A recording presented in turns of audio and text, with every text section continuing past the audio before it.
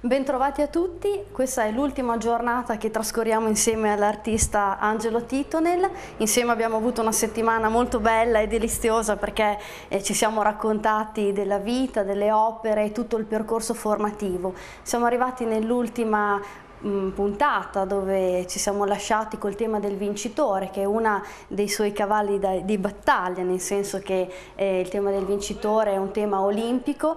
Avevamo guardato insieme nella scorsa puntata qualche opera dedicata, ovvero il tema del vincitore, così rappresentato in questo atteggiamento trionfante, no? Dopo la vittoria, ma la particolarità era proprio quella che, muovendo diversamente le mani o il corpo stesso la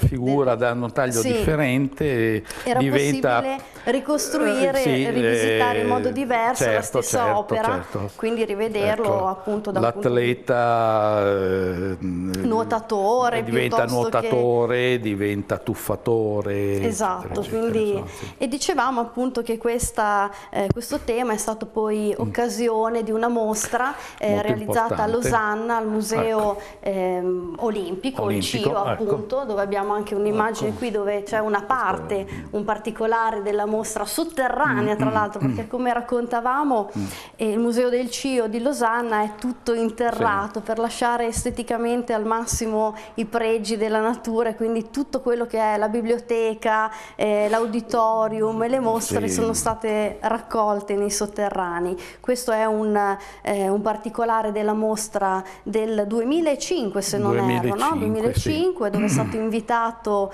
a promuovere appunto il tema del vincitore proprio qui nel museo dedicato proprio alle Olimpiadi, dove sono racchiuse le fiaccole, dove sono stato inventato anche il tema dei 5 cerchi, no?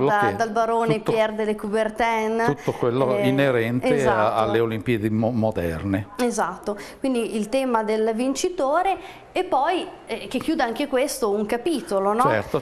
Quello appunto del tema antologico della grande poi mostra del Vittoriano, che abbiamo parlato sempre in una scorsa puntata, dal 1962 al 2000. Questo è un panorama e un aspetto della vita di Angelo Titonel. Negli ultimi anni ha realizzato un'importante mostra degli ultimi 3 anni di lavoro, questo è un ultimo periodo, una mostra realizzata a Siena nel Museo del Campo, in Piazza del Campo, antichi magazzini del Sale, del Sale, esatto. Su invito dell'assessorato alla cultura. Esatto. E la cosa interessante tema è il gioco dei birilli, giusto? Beh, diciamo che il titolo della mostra di fatto c'è il seguito a questo ciclo del vincitore.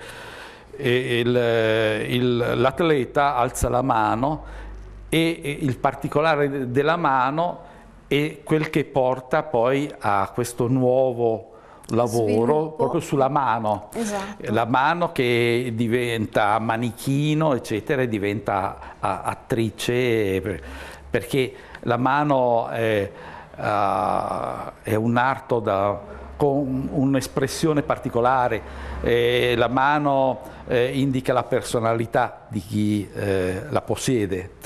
E attraverso la mano ci si esprime, attraverso il gesto si parla, si dice, e questo mi ha permesso di realizzare questa serie di lavori nuovi. E qui infatti veramente si parla di lavori nuovi, perché lavori nuovi cioè della mostra del 2010 a Siena. Ora per esempio partiamo da quest'opera. La cosa curiosa è che nasce un giorno mia moglie stava manipolando determinate cose per non sporcarsi, aveva messo questi guanti trasparenti e la cosa mi aveva molto colpito, no? Perché si vedeva comunque la mano sotto, ma coperta. E le dico fermati un momentino, e lì è nata la mano, questa cosa misteriosa dove traspaiono questo vedo non vedo, questo nascondersi. E però appunto attraverso questi chiaroscuri si può intravedere anche una specie di volto, con 2 occhi, un naso, qualcosa di che è tipico di tutti questi tipi di del opere, mio lavoro, vero? che ha sempre una base antropomorfa, insomma, non è mai così oggetto fine a se stesso, ma c'è sempre un legame con l'uomo e via via, insomma. Poi l'altra cosa che vorrei far notare, che il mio lavoro nasce con una metafora, cioè metaforico. Io suggerisco un titolo che però è molto così indicativo, ecco.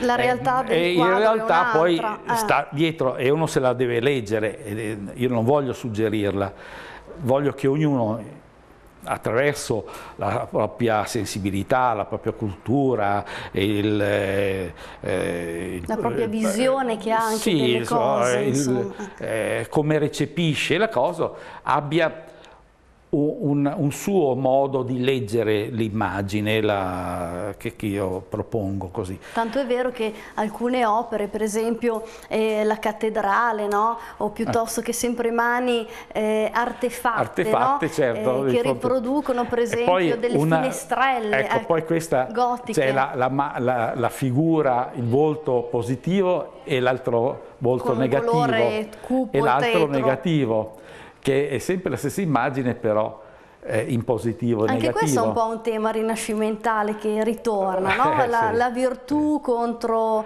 magari la lussuria, piuttosto che sempre temi dello yin e yang, del positivo, del negativo, del male e del bene. Quindi anche qui in chiave Titonel, che diciamola così, viene rielaborata anche in un certo aspetto, insomma. Poi una cosa che a me interessa molto è, partendo dalla mano, suggerire una cosa architettonica, qualcosa di un'ipotetica cattedrale. Quello in fondo potrebbe essere una cattedrale fantastica, come c'è la basilica lì a Barcellona di Gaudì. Questa potrebbe essere una cattedrale alla maniera di Titonel, che parte da questa mano. Nel mentre ho trovato proprio l'archetipo che fa nascere questo percorso. Questo era nuovo... difatti dalla mano del vincitore, ecco, troviamo questa mano, dove, ecco, su quelle fessure possono essere delle finestre, eccetera, insomma, delle aperture verso nuovi mondi, degli sguardi diversi, certamente.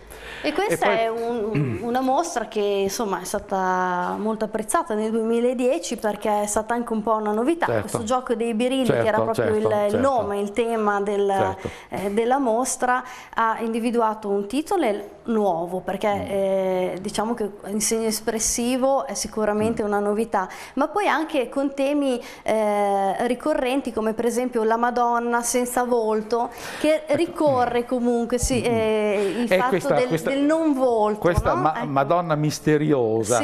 E in realtà io la Madonna non l'ho mai vista, almeno è quello che viene raffigurata dagli artisti, però a me interessava mostrare questo aspetto, quello che resta della materia, cioè l'abito, però questo volto lo lascio allo spettatore, misterioso. Ognuno lo ricostruisce secondo la propria maniera di leggere questo volto della Madonna. Come nella questa storia maniera di la Madonna poteva essere la Madonna nera, perché c'era chi se la vedeva nera, la Madonna invece dolce, della cultura della scuola bolognese, piuttosto che una Madonna più austera nella scuola tedesca. Ognuno ha sempre dato un'interpretazione, però raffigurandola sempre. Invece in questo caso è proprio lo spettatore che ho preferito appunto che sia lo spettatore che la ricostruisce in quello spazio. Insomma, e difatti, ecco, qui torniamo a quello che avevo detto nelle altre puntate.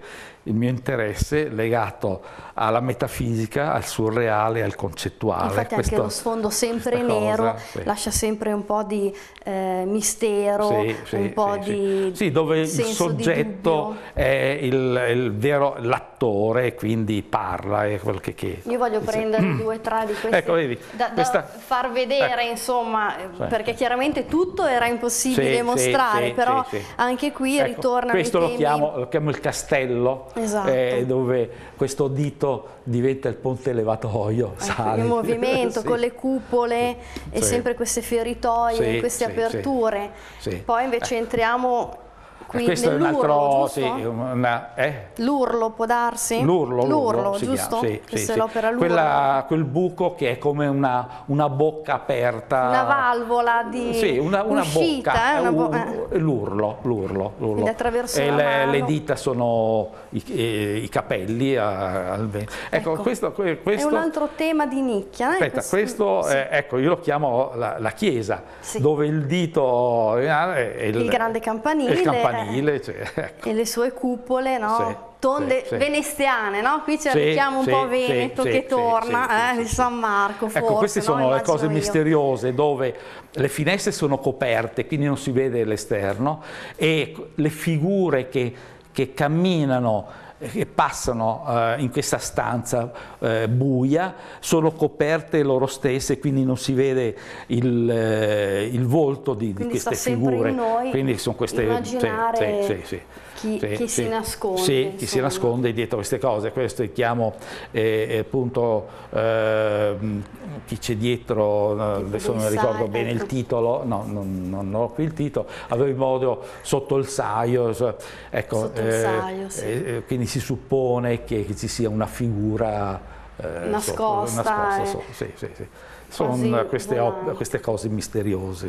Questo è un autoritratto? No, non è un autoritratto. No, scusi, un ritratto di un artista, un attore degli anni 60, però anche qui lasciato senza volto, volutamente, no? Perché l'espressività, come tutti gli attori, varia, no? A seconda del ruolo che assume di volta in volta. Quindi non ha un volto ben preciso. Certo. E questa è una cosa stranissima. Io nel mio cortile ho una nicchia nel muro, alta più o meno così,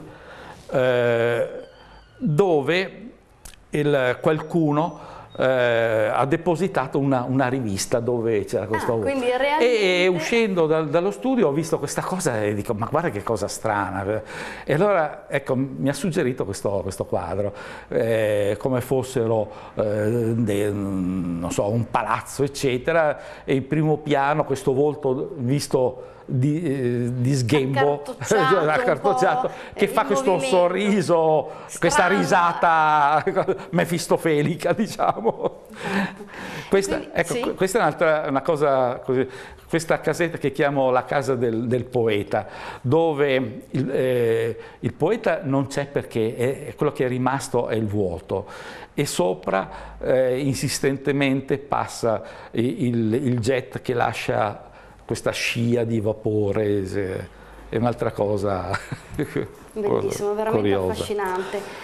Purtroppo il tempo è tiranno, noi dovevamo raccontarci ancora tantissime altre cose, perché la biografia comunque di Angelo Titonel è grande e veramente lunga. Comunque vi consiglio di andare a visitare il suo sito, perché tutte le informazioni, la biografia, le opere sono racchiuse molto bene. Io ho avuto la possibilità di leggerlo, quindi è anche molto curioso andare a indagare all'interno della vita dell'artista, ma anche insomma le sue opere, e studiarle un po' nel particolare, vedere tutto un percorso storico lungo veramente dal 1962 fino al 2010 e tuttora, perché insomma l'aspettiamo con delle prossime opere insomma in in arrivo, no? L'ultima mostra è quella del 2010 a Siena, e quindi l'attendiamo con un nuovo percorso artistico.